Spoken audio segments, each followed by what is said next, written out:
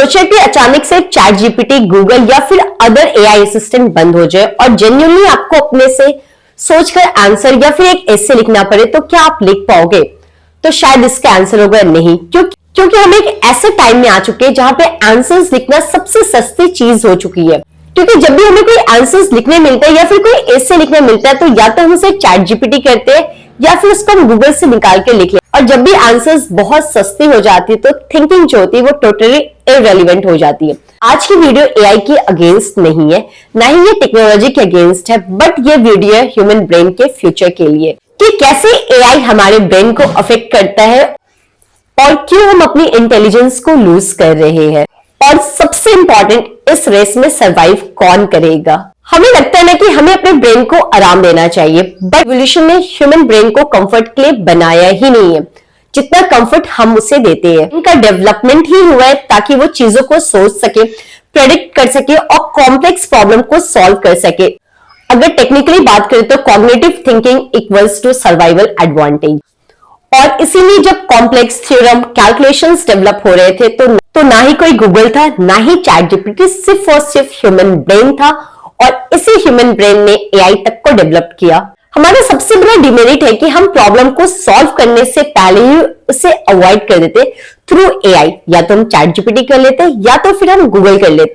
और सबसे बड़ा मिथ, हमें लगता है कि चैट जीपीटी जो है वो ह्यूमन ब्रेन से ज्यादा इंटेलिजेंट है। अगर रियलिटी देखा जाए तो वो बस एक प्रोबेबिलिटी इंजन है। ना ही उसके पास कोई कॉन्शियसनेस है, ना ही उसके पास कोई अपनी क्रिएटिविटी। जस्ट वो स्टैटिकल प्रेडिक्शन के बेसिस पे नेक्स्ट वर्ड को गेस करता है।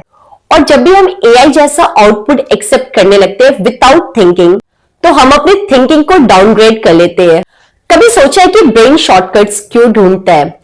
एक फंक्शनल एमआरआई रिपोर्ट ये दिखाता है कि जब भी हम डीप थिंकिंग करते हैं तो हाई ग्लूकोज कंजम्पशन होता है, और अगर हम प्रॉब्लम सॉल्व करते हैं तो मेंटल फैटिग, एंड अगर कंफ्यूज्ड होते हैं तो स्ट्रेस रिस्पॉन्स। और यही रीजन है कि ब्रेन नेचुरली अवॉइड करता है uncertainty, ambiguity and mental struggle, और इसीलिए ब्रेन शॉर्टकट्स ढूंढता है। और इसीलिए अगर आपको सीढ़ी और लिफ्ट दिखता है तो ब्रेन सजेस्ट करता है लेट्स गो फॉर लिफ्ट। हमारे ब्रेन का जो सबसे इंपॉर्टेंट पार्ट है वो है प्रीफ्रंटल कॉर्टेक्स, जो इंटेलिजेंस का कॉमन सेंटर है, लाइक रीजनिंग, डिसीजन मेकिंग, इन सारी चीजों को कंट्रोल करता है। और ये तब एक्टिवेट होता है जब हम स्लो सोचते हैं, मल्टीपल ऑप्शंस इवैल्यूएट करते हैं एंड डाउट टॉलरेट करते हैं। एआई का यूज हमारी स्पीड तो बढ़ाता है, बट हमारी डीप थिंकिंग को कम करता है। अकॉर्डिंग टू न्यूरोसाइंस प्रिंसिपल, जितना ज्यादा फास्ट आंसर आप करोगे, आपकी थिंकिंग उतनी ही स्लो होगी, वेयरएज जितना ज्यादा सोचकर स्ट्रगल वे से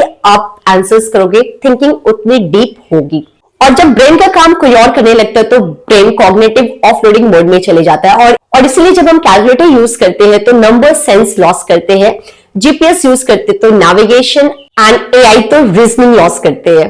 जब भी एआई के थ्रू हमें इंस्टेंट आंसर्स मिलते हैं तो डोपामिन स्पाइक होता है, और इसे ही कहते हैं वेरिएबल रिवॉर्ड लर्निंग। और जब फास्ट रिवॉर्ड विदाउट एफर्ट्स मिलने लगे तो पेशेंस कम हो जाते हैं, फ्रस्ट्रेशंस इनटॉलरेट हो जाते, थिंकिंग कंप्लीटली अवॉइड।